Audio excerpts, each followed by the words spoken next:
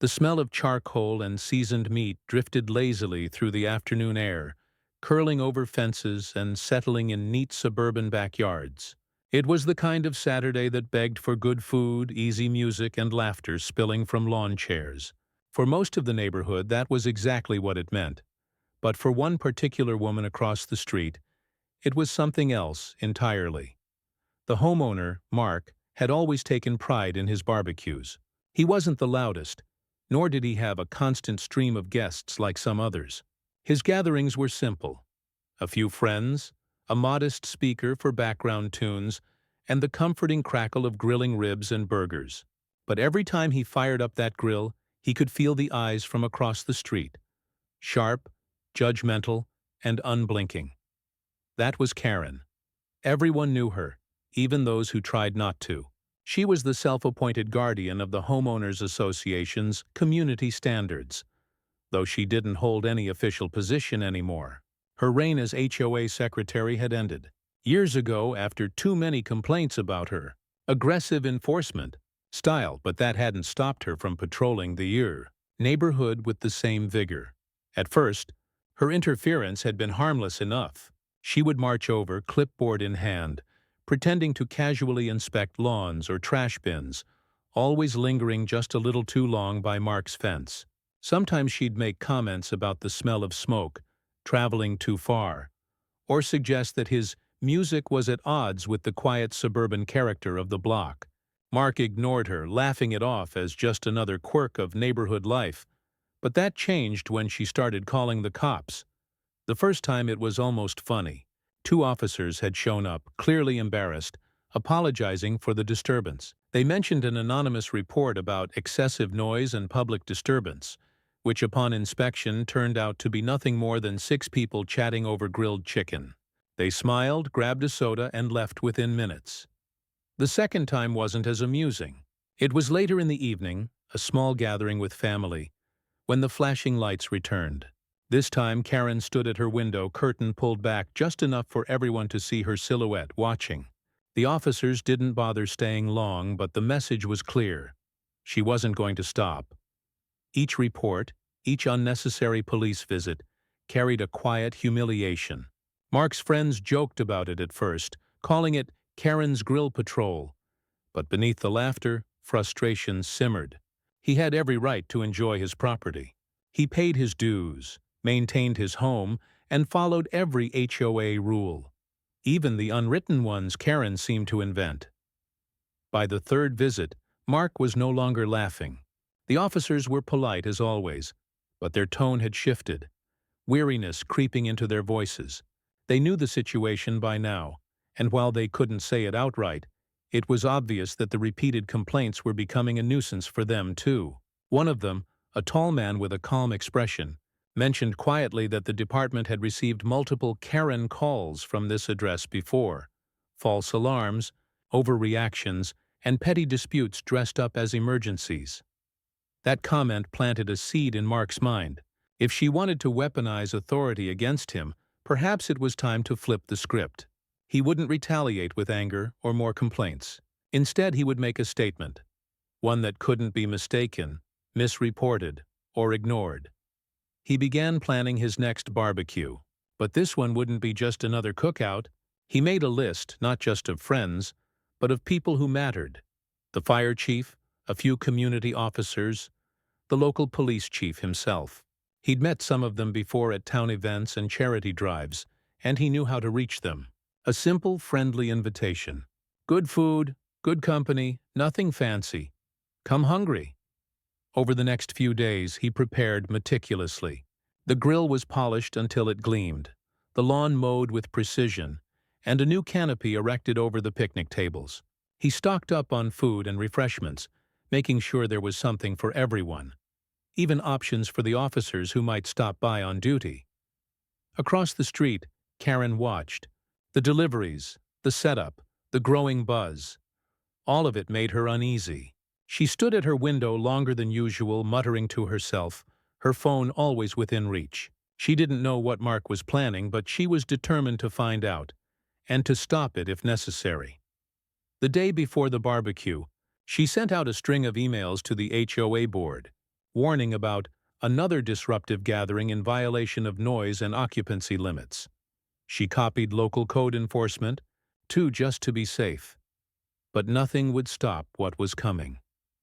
As the sun dipped behind the rooftops and the sky turned gold, Mark stood in his backyard, surveying his work. The tables were set, the lights hung, and the grill stood ready like a stage waiting for its moment. Tomorrow, everything would change. Morning broke soft and bright, the kind of day that seemed made for celebration. The neighborhood shimmered in the gentle light of early summer, sprinklers ticking, birds darting between trees, and the faint hum of lawnmowers in the distance. Mark woke early, his mind already racing through the mental checklist he'd built over the past week. Today was the day. He wanted everything perfect, not just to prove a point, but to show that community gatherings could bring people together, even when one neighbor seemed determined to tear them apart. By mid-morning, the scent of hickory wood began to drift once more through the air. The grill hissed and popped as the first batch of marinated ribs sizzled to life. Music played quietly from a speaker. Nothing too loud, just soft country tunes and familiar classics. Every detail was measured, intentional, compliant with every possible HOA guideline. There was no rule Karen could weaponize today. Neighbors began trickling in. First, a few families from down the block, carrying bowls of salad, coolers of drinks, and easy smiles. They greeted Mark warmly, grateful for a reason to come together. Over time, the atmosphere shifted from quiet anticipation to easy laughter and chatter, the yard slowly filling with people and the comforting sounds of community. From her vantage point behind lace curtains, Karen's eyes narrowed. It wasn't the number of guests that unsettled her. It was the ease, the comfort, the way people seemed to enjoy themselves without concern. She spotted cars she didn't recognize parked neatly along the curb, and her suspicion grew. She began jotting notes on a yellow pad. Possible overcapacity, unauthorized parking, potential fire hazard. Meanwhile, on the other side of the street, the real event was only beginning to unfold. Around noon, two familiar police cruisers pulled up to the curb. For a moment, the crowd fell quiet, a reflex born of months of Karen's meddling. But instead of issuing citations or complaints, the officers smiled as they stepped out. One of them, the tall officer from before, carried a cooler under one arm and waved at Mark. The reaction was immediate. Cheers erupted, laughter spread, and a few people clapped. The officers joined in, shaking hands, chatting with neighbors, and even helping to serve food. Their presence wasn't official today. They were guests, invited openly and warmly, and then came the moment that truly sealed the event's fate. A black SUV rolled slowly up the street. It wasn't a police cruiser, but it bore the department's insignia on the license plate frame. The vehicle stopped in front of Mark's house, and out stepped the police chief himself. A tall, broad-shouldered man with a friendly, authoritative air. He greeted Mark with a firm handshake and a grin that suggested he'd been looking forward to this. The chief's presence transformed the event. Conversations quieted momentarily as everyone realized who had arrived, then resumed with new energy. Cameras clicked, a few neighbors discreetly took photos, and even the local fire chief, who had arrived earlier, raised his drink in salute. Across the street, Karen froze. The color drained from her face as she peered through her blinds. She recognized the chief instantly. She had complained to his department more than once in the past months. Now there he was, shaking hands with the very man she had accused repeatedly of causing disturbances. Her pen slipped from her fingers. The yellow notepad fluttered to the floor. For a moment she stood motionless, staring in disbelief. The laughter outside grew louder, punctuated by bursts of applause as the chief sampled the food and gave an approving nod. Cameras from phones began to record clips that would soon make their way through neighborhood group chats and local social media. But Karen wasn't done. Not yet. She grabbed her phone and began furiously typing an email to the HOA board, attaching photos she had snapped earlier from her window. She described an out-of-control gathering, potential alcohol violations, and negligent supervision of minors. Her words dripped with desperation. an attempt to regain control of a situation that had spiraled beyond her reach. Back at the barbecue, the mood could not have been more different. The chief chatted amiably with the officers and neighbors, talking about community outreach and how gatherings like this helped build trust. Mark listened, smiling, his earlier frustration melting away into quiet satisfaction. The irony was perfect. The very institution Karen had tried to use against him now stood proudly in his backyard, sharing ribs and laughter. As the afternoon wore on, the party only grew livelier. Kids ran through sprinklers, dogs lazed in the shade, and the smell of smoked brisket hung thick in the air. Even neighbors who rarely ventured out stopped by, drawn by curiosity and the undeniable energy radiating from the yard.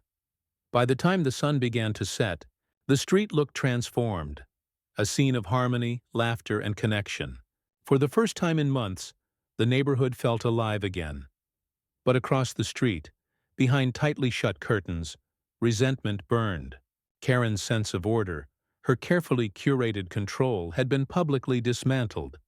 She wasn't finished. The next morning dawned gray and quiet, the kind of stillness that feels unnatural after a night of laughter and music. The street seemed almost hungover from the celebration. Stray paper plates in recycling bins, the faint scent of smoke still lingering, and a few lawn chairs left out overnight. But not everyone remembered the barbecue with fondness. In the early hours, long before most of the neighborhood stirred, Karen was already at her desk. Her blinds were drawn, her coffee half drunk, and her computer screen glowed with the ferocity of her typing. She had spent the night piecing together every photo, every note, every scrap of evidence she could conjure from the previous day. She began with a formal complaint to the HOA board, a multi-page document complete with timestamps, accusations, and attachments. Her tone was cold and precise. She alleged gross violation of community guidelines, citing public disturbance, traffic congestion, and even suspicious activity involving uniformed personnel. Her words painted the barbecue not as a celebration, but as a reckless act of defiance that endangered the peaceful integrity of the neighborhood. By the time she hit send, her pulse had slowed. She leaned back in her chair, feeling the first flicker of triumph. Hours later, as Mark sipped his morning coffee on the porch, the neighborhood felt calm. Birds chirped, sprinklers hissed softly, and the lingering warmth of good memories hung in the air. He hadn't felt this content in months. The barbecue had been a success, better than he could have imagined. Not only had it gone off without incident, but the presence of the police chief and the firefighters had effectively silenced any talk of illegal gatherings. He didn't know yet that a storm was already brewing in the HOA inbox. By afternoon, whispers began to circulate. A few neighbors received forwarded emails from Karen, sent for transparency. They read her complaints with disbelief and mild annoyance. Many had attended the party themselves and saw how harmless, even wholesome, it had been. But a few board members, always wary of legal liability, took her claims seriously. That evening, Mark found a letter taped neatly to his door. The HOA's official seal gleamed at the top, followed by a terse notice. You are hereby requested to attend a review meeting regarding potential violations of HOA bylaws pertaining to noise, occupancy, and community standards. He stared at the letter for a long moment, then laughed softly. It was absurd. After everything, after the police chief himself had attended, the HOA still wanted a review. Still, he knew how these things worked. Once the HOA got involved, reason rarely mattered. Rules did. Or, more accurately, the interpretation of rules by people like Karen. The following week, the meeting was held in the small community clubhouse, a bland, echoing space that smelled faintly of old coffee and carpet cleaner. Mark arrived early, dressed neatly, and took a seat near the front. A few board members nodded politely, others avoided his eyes. At the end of the long table sat Karen, not an official member but clearly the instigator. She had a stack of papers in front of her, photos, printouts, and a binder that looked unnecessarily thick for what should have been a simple discussion. The board chair began with pleasantries, thanking everyone for attending, then turned the floor to Karen. She wasted no time. Her voice, sharp and precise, filled the room as she described the chaos of the previous weekend. The number of cars, the alleged late-night noise, the potential violation of emergency vehicle access due to parked guests. She made it sound catastrophic, almost criminal. When it was Mark's turn to respond, he remained calm. He described the event exactly as it had been: peaceful, permitted, and attended by local officials. He even mentioned the presence of the police chief and fire department, which caused a visible shift in the room. A few board members exchanged glances. One quietly began taking notes. Still, Karen pressed on, insisting that just because law enforcement attended didn't make it right. She claimed the event had set a dangerous precedent for future gatherings, and that neighbors would soon turn the community into a perpetual carnival. The tension in the room thickened, but before anyone could agree or object, the door opened. In stepped a familiar face. The tall police officer who had first visited Mark months ago. He wasn't in uniform today, but he carried himself with quiet authority. The board chair looked startled but quickly stood. The officer explained that he had been invited as a courtesy witness to clarify the department's stance on the supposed incident. His testimony was brief but devastating for Karen. He confirmed that the event had been entirely lawful, fully compliant with all noise ordinances, and that several officers, including the chief, had personally attended and observed no violations. He even described it as one of the most positive community events we've seen lately. By the time he finished, Karen's binder of accusations suddenly seemed laughably small. The board chair cleared her throat, thanked the officer, and called for a short recess. When they returned, the verdict was clear: no violations, no fines, and no further discussion needed. Mark walked out of the clubhouse with quiet satisfaction. Across the parking lot he could see Karen, rigid and pale, gathering her papers into her bag with trembling hands. He didn't gloat. He didn't smile. He simply nodded at her once and left. That night, for the first time in months, the street was truly quiet. No reports, no tension, just the sound of wind rustling through the trees. But behind one set of curtains, a familiar silhouette lingered motionless. Karen wasn't finished. Not yet. The quiet that followed the HOA meeting didn't last long. For a few days, the neighborhood seemed to breathe easier. People stopped by to congratulate Mark, laughing about how ridiculous the whole ordeal had been. Someone even joked about making Karen-proof BBQ sauce, a running gag that spread through the neighborhood chat group. Mark smiled at the attention but didn't feed into it. He'd made his point, and that was enough. Still, he couldn't shake the feeling that Karen's silence was unnatural. Too controlled, too quiet. And he was right. Karen had always thrived on control, of the narrative, of appearances, of the unwritten hierarchy she believed governed the neighborhood. The HOA's dismissal of her complaint wasn't just a defeat, it was a public humiliation. Her credibility, once her greatest weapon, had been stripped away in front of everyone she'd spent years intimidating. Now she wanted it back. Her retaliation began subtly. A complaint here, an anonymous call there. A concerned neighbor reported that Mark's fence height exceeded regulations. Another note arrived about non-standard lawn edging materials. One morning, he discovered a bright orange tag stuck to his mailbox, claiming a violation of city code. Though, after checking, no such code existed. It was death by 1,000 paper cuts. Small, calculated, infuriating acts of harassment. At first, Mark ignored them. He had nothing to hide and nothing to fear.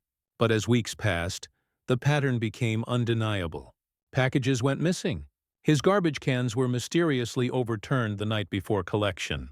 Even his guests began receiving odd unsigned letters slipped under their car wipers, warnings about associating with rule breakers. Then came the footage. One morning, Mark's motion sensor camera sent a notification just after midnight. He pulled up the clip and froze. There, caught in the pale wash of a porch light, was a familiar silhouette creeping along his driveway.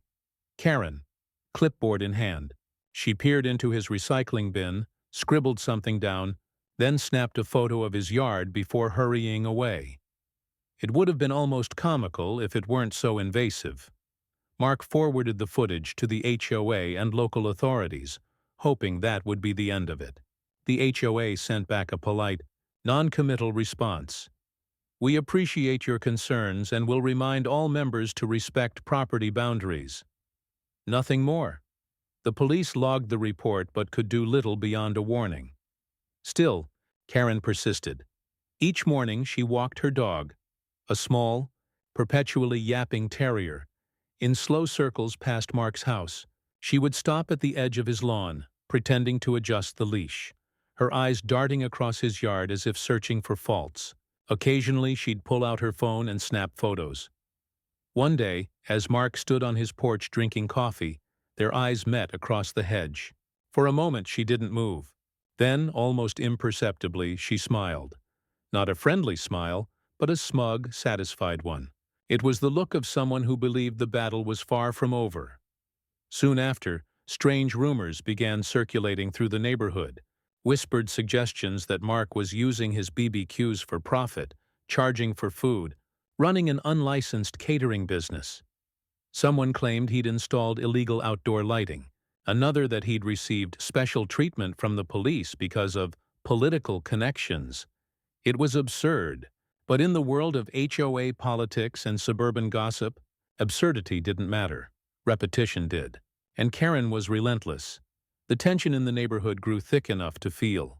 Neighbors who once waved now looked uncertain, unsure which side to believe. Mark's once lively home began to feel isolated again, the echoes of laughter replaced by quiet unease. He tried to ignore it, to let time smooth things over. But when a city inspector arrived, unannounced one afternoon, responding to a complaint about smoke pollution from his grill, something inside him shifted. This wasn't going to stop on its own. That evening, he sat at his kitchen table scrolling through his security footage archives. He compiled every instance, every late-night visit, every suspicious pass by his driveway, every time Karen had crossed the line. He wasn't angry anymore. He was methodical, calm, determined. The next day he made a few quiet calls. Not to the HOA, not to lawyers, but to some of the very people who had attended his barbecue. Officers, the police chief, even a city council member he'd met through a community event. He didn't ask for favors. He simply shared the evidence. Within days, the situation began to shift. A patrol car started passing through the neighborhood more often. Not obtrusive, just present.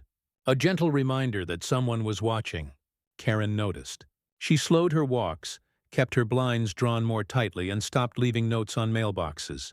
But it was too late. The balance had tipped. Neighbors began to realize what was happening. One by one they came forward, sharing stories of their own encounters with her. The complaints, the warnings, the veiled threats. For years she had ruled through intimidation. Now her web was unraveling. By the end of the month, the HOA board had called a special meeting. For once, Karen wasn't leading the charge. She was the subject, but the consequences that awaited her there were greater than she could imagine. The evening of the special HOA meeting carried a strange electricity through the neighborhood. The usual calm of tidy lawns and parked cars felt disrupted. Whispers carried between porches, blinds twitched, and people lingered outside longer than usual. Everyone knew what the meeting was about, though no one said it out loud. For years, Karen had been the unspoken enforcer of the HOA's community standards. She wasn't officially in charge, but her relentless complaints and sharp tongue had made her presence unavoidable. Some feared her, others tolerated her, but nearly everyone had been on the receiving end of one of her passive-aggressive emails at some point. Now, for the first time, the board itself had turned its attention to her. The meeting took place in the same small clubhouse where Mark had once sat under scrutiny.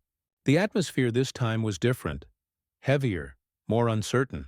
Folding chairs filled with residents lined the back wall. People who had never attended HOA meetings before came early, eager to witness what many quietly called the showdown. Karen arrived precisely on time, clutching her familiar clipboard and wearing an expression of composed indignation. She looked around the room as though she were the one presiding over the proceedings. Her confidence wavered only slightly when she noticed how many seats were filled. Far more than usual. The board chair, a mild-mannered man named Tom, began with procedural formalities, then cleared his throat and addressed the room. His tone was calm but firm, the kind of tone used by someone determined to maintain order in a room brimming with tension. He explained that multiple residents had come forward with complaints about harassment, misuse of HOA authority, and repeated disruptions to community peace. The board, he said, had reviewed security footage, email records, and witness accounts. Karen sat rigidly, her hands folded tightly over her clipboard. As Tom spoke, more board members added their findings. One described how anonymous complaints traced back to Karen's email address. Another read excerpts from her messages, some of which were shockingly condescending, even threatening. One letter accused a family of lowering property values for installing a basketball hoop. Another warned an elderly couple about code violations for using a garden hose at night. Each revelation chipped away at the carefully constructed facade she had maintained for years. Then came the footage. The clips Mark had submitted. The lights dimmed, and the projector flickered to life. The room fell silent as the grainy black-and-white image showed Karen skulking around Mark's driveway at midnight, photographing his recycling bin, scribbling notes, and trespassing across the property line. Gasps rippled through the audience. Someone whispered, "That's unbelievable." Karen's composure cracked.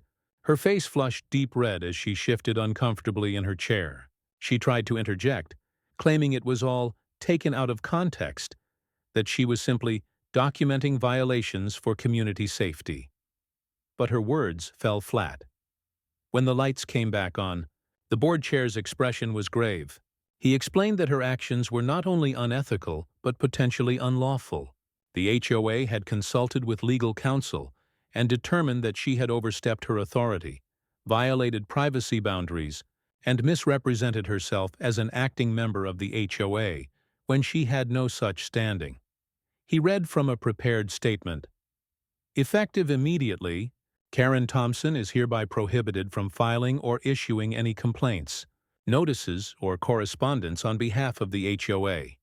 Furthermore, she is barred from serving on any future committees, boards, or advisory groups within this community. The silence that followed was almost physical, thick, heavy, and full of unspoken relief. Karen sat motionless, her jaw trembling slightly. Her clipboard, once her symbol of control, now seemed like dead weight in her hands. She stood abruptly, muttered something inaudible, and stormed out of the room. The door slammed behind her, the echo cutting through the stunned quiet like thunder. When the meeting adjourned, people lingered outside the clubhouse, their voices hushed but charged. Some were shocked, others quietly vindicated. For the first time, residents spoke freely, sharing stories of her interference, laughing nervously about how they'd once feared her. Mark, who had stayed near the back, felt no triumph, only a deep, weary satisfaction. He hadn't wanted revenge, just peace. And maybe now, finally, the neighborhood could breathe again. Over the following weeks, that peace began to take root. Without Karen's constant interference, the atmosphere shifted noticeably. Neighbors started hosting small get-togethers again. Kids played basketball in driveways without worrying about complaints. The HOA meetings became mundane once more. Budgets, landscaping, maintenance, the kind of normalcy everyone had missed. Karen, however, became almost invisible. Her blinds stayed closed, her front yard grew slightly unkempt, and she no longer appeared on her daily walks. Some said she was embarrassed. Others believed she was plotting her next move. But for Mark, it didn't matter. He'd learned that peace in a community wasn't just about following rules. It was about standing up to those who misused them. Still, one thought lingered in the back of his mind. People like Karen rarely disappeared quietly, and before long, he'd discover that the story wasn't entirely over. Summer returned with its slow, golden rhythm.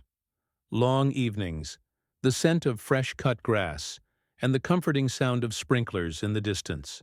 The neighborhood, once divided by conflict, had settled into an easy calm. For the first time in years, it felt like a true community again. Mark's home, once the epicenter of tension, had become something of a local landmark, not for its size or style, but for what it represented. The BBQ incident, as people jokingly called it, had become neighborhood legend. Stories grew with every retelling: how the police chief himself had attended, how Karen had tried to shut it down, how the entire HOA meeting had turned against her. And as summer deepened, people began asking a familiar question. When's the next barbecue? Mark hesitated at first. The last one had been more symbolic than social, a quiet act of defiance wrapped in the smell of hickory and laughter. But as he looked around the neighborhood, the families chatting again, kids riding bikes freely, the air free of tension, he realized another gathering might not just be welcome, it might be necessary. He began planning quietly, not as an act of provocation this time, but of celebration. Word spread quickly. Neighbors volunteered to help, bringing tables, decorations, side dishes. The local fire department offered to stop by again just for fun.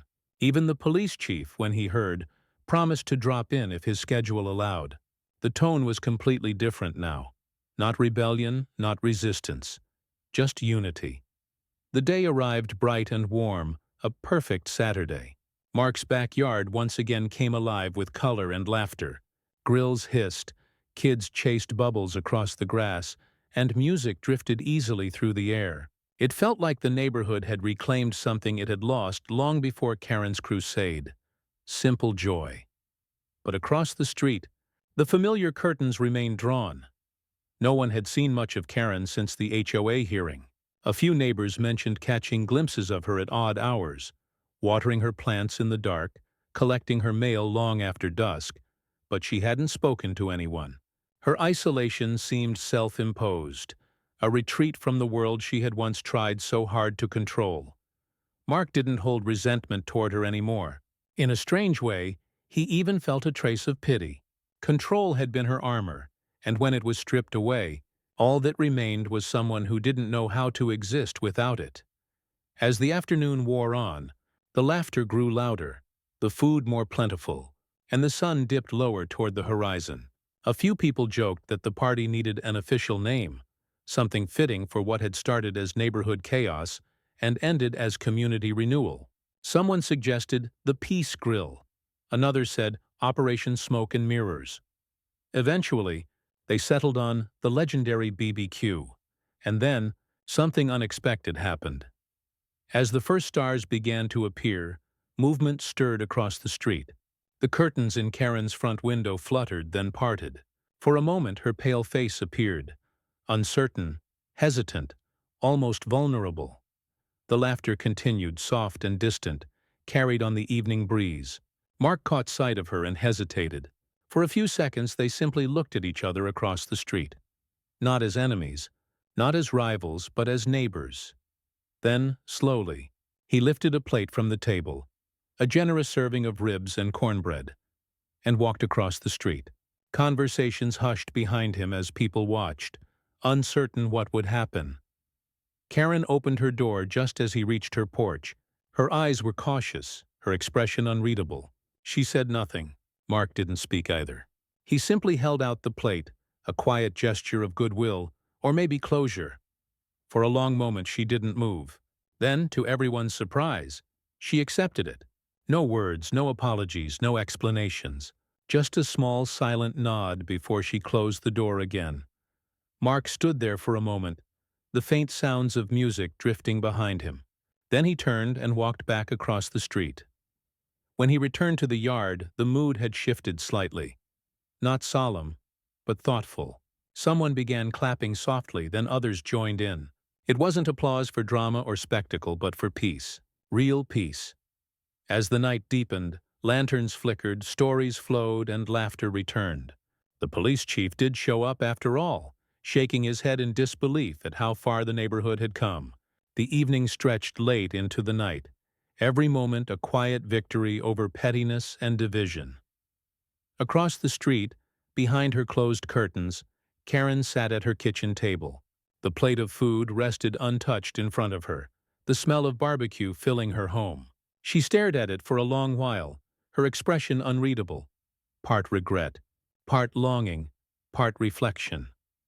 Outside, the laughter continued. It was a strange sound for her, one she had once tried to silence. But now, for the first time, she didn't reach for her phone. She didn't write a complaint. She simply listened. The next morning, neighbors woke to find a small handwritten note taped to the community bulletin board. No signature, just a few simple words. "Thank you for reminding me what neighborhood means." No one ever confirmed who wrote it. But no one really needed to. And as summer continued, the story of the legendary BBQ became part of neighborhood folklore. A tale of smoke, noise, pride, and forgiveness. A reminder that sometimes the best way to handle a bad neighbor isn't with anger or revenge, but with good food, good company, and a little bit of grace.